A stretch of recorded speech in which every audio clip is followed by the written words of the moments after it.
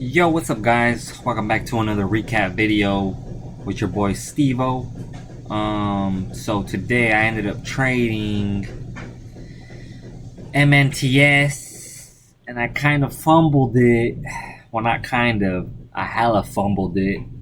Um, so the reason why I ended up trading it was because it was the only, it was, well, first things first, it was one of the main gappers had the most range, and based off the bigger trend lines, such as the 15-minute, 30-minute, 1 hour, it had room to go to 370s, 350s. That was part of my plan.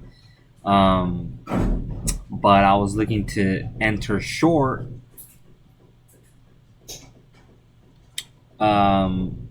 Initially, I was looking at this 420 area, 425 over these candles, but then it started to break down lower. I basically figured, hey, you know what? Maybe this thing can start to break down. But I wanted to see a retest into that first previous high, that right here, 415, then 430, then 450. But we didn't get that squeeze up to those levels out the open. So when it hit my first order at 415, 416, that triggered, and then this candle just broke down. It broke pre-market lows, 385, and then at that point I was like, what? That's it?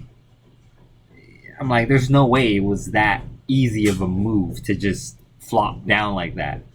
And at that point I was like, all right, let me add some more, on that break before it goes lower. But this thing started to reclaim, and I was like, wait a minute, something's not right here. So I ended up getting stopped out 410, and then I was like, okay, what are they gonna do? Like, oh, another thing to keep in mind is this stock was easy to borrow, which means super cheap to locate. They were like 0.007 cents for 100 shares, so hella cheap. And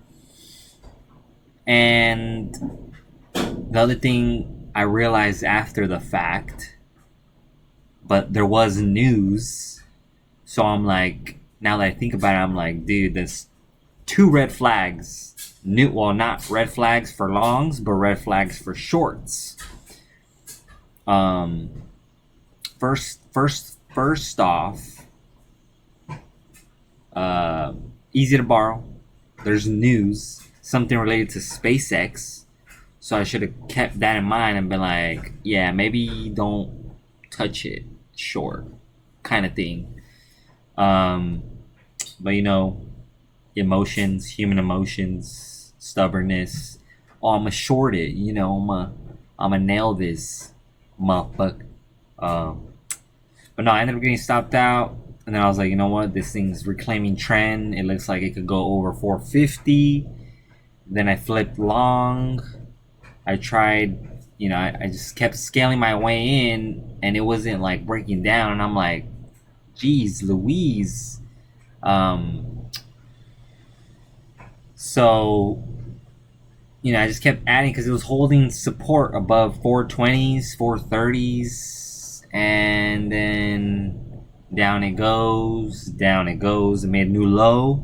After that new low, I was like, I'm just gonna cut it.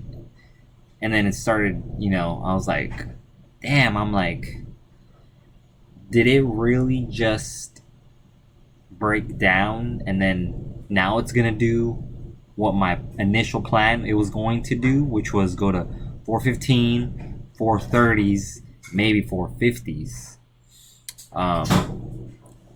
So it kind of did that. Did like some track moves. Sorry about the background noise. Shut up. And then I flipped short again. Ended up getting stopped out on the quickness, and this thing ended up going higher afterwards. But at this point, I was like, you know what? I was wrong here. I was wrong here. And then I was wrong here again. And I'm like, you just leave it alone, man. Just walk away before it gets worse. And this is what happened to the rest of the chart. It ended up going over that 450 like I, thought it would. But my stop was too tight. I should have been risking this previous low, not that previous low. Only to see it rip up higher. And then you see it just kind of consolidate under that 450 the whole time. Broke down. And then they ripped it higher after hours. So, god damn it. Sorry about that. Yeah, so they ripped it up higher after hours, and now it's like, damn, this thing's probably gonna gap up over 5 tomorrow morning, maybe. I don't know. So yeah, they're easy to borrow. I'm probably gonna make that a new rule. Do not short easy to borrow.